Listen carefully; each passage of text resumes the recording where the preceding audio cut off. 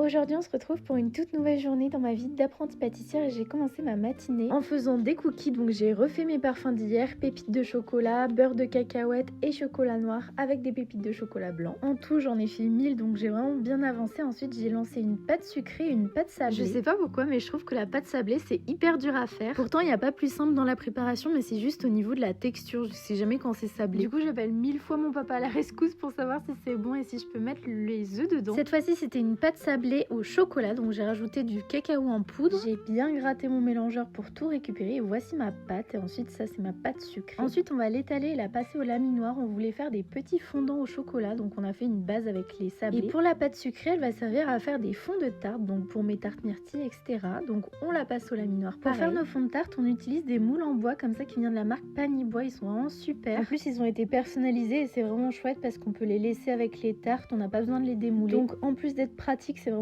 un gain de temps énorme. Et comme vous pouvez le voir, la technique c'est de rentrer la pâte avec les pouces, c'est hyper dur à faire et après on passe le rouleau dessus et on enlève le surplus de pâte. En fin de journée on voulait faire des oursons à la framboise mais on n'avait pas les ingrédients donc on a tout commandé. Je vous montrerai la recette dans une prochaine vidéo, ils sont absolument délicieux. Je vous dis à demain.